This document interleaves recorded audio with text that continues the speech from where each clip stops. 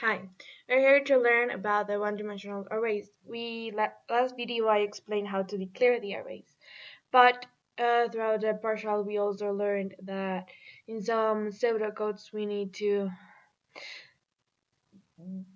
declare certain things. For example, in this example I have here, it says set the position number as the value of the array. So what does we learned in last video that the position of the array was, for example, this is the name of my array, and I have, sorry, I'm gonna change the keyboard, and inside I have different arrays. Okay, so this, I'm gonna make it bigger. So this is our declared array. Obviously we're gonna have more and more. Sorry, 2, 3. Okay, so this is our position number. So we have position number 0, 1, 2, 3. But each position has a value. Position 0 has a value of 5, 1, 7, 9, and 0. Those are my values. And this is my position.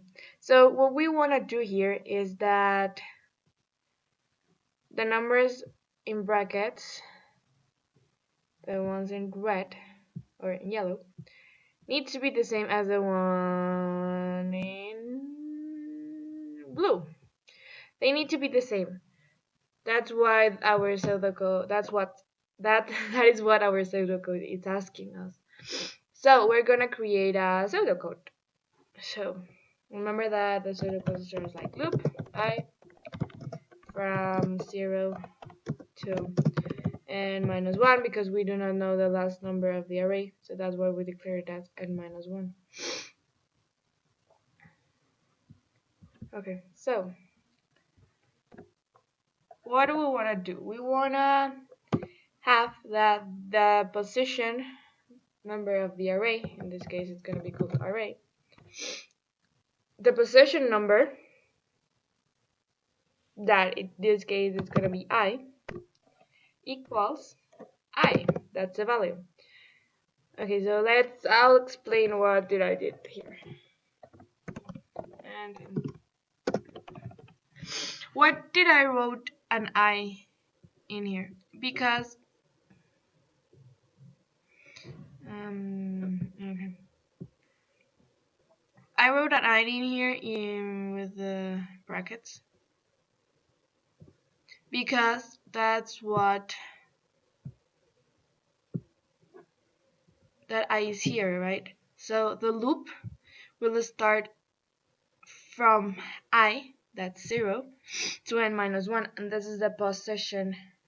If we write it like in here, array, and inside this the I, that is the position of the value. So if we say that I from 0 to n minus 1 will be inside this, so it's the position of the position where the value will be included. And what do I add an I? Because they need to be the same. So the position that's, so for example, let's explain it. So when array has a position or starts with 0, then this value needs to be the same. This position needs to be the same as 0. Why? Because here the 0 is the position, so the position is going to be equal to the value. That's why this is our loop. Loop I from 0 to n minus 1. Okay, so let's have another example. Remember, this is we are not C programming. We are just declaring pseudocodes, but with this we can do a C program. And in the next video I'll do it with another example of swap and power. So let's have another example. Okay, this is gonna be the example. Count if the value meets the condition. Okay. So count if the value meets the condition. Let's see what the condition is. So the pseudocode starts loop from 0 to n-1 again, n-1 because we don't know the last number. So if position the array I is more or equals 2, then something will happen, and this is that x will be x plus 1. X is another variable we declared, so it will be added 1 to x if the condition here is met. Therefore, the x in here will count the times that the condition is met in the array.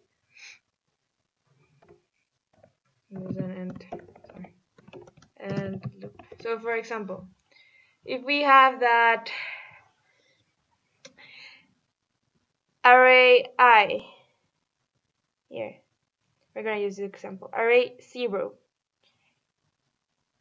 is more or equals 2, then x will be 1. And yeah, it does.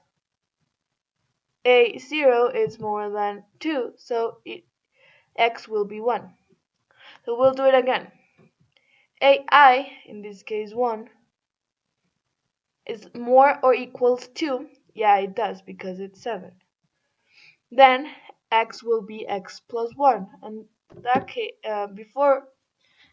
right now we have that x 1 equals 1 plus 1.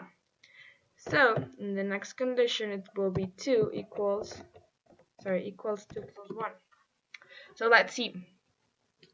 A2, array position 2, is more or equals 2. Yeah, it does. It's 9. So it's plus 1. So we've been running this loop 3 times. Let's see the last time. Position 3 is more or equals 2. But no, it doesn't because it's 0. So the condition is not met. And x is still being 2 because it won't be added anything. So it counted the times that the array worked as the function. That's why we have a 2, because it counted 0, 1, 2, and the condition is met. So it counted the 2 times 1, 2, 0, 1, 2, that the condition is met. In other cases, we should have said that x equals 1. So 1 plus 1 is 2. So here will be 2 plus 2 equals 1. And finally, 3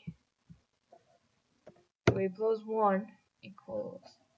And because the fourth condition is not met, then x equals 3, because that's the time that the loop executed correctly. But we said that x started at 0, so therefore our final condition will be 2, counting from 0, 1, 2, and it's the three conditions.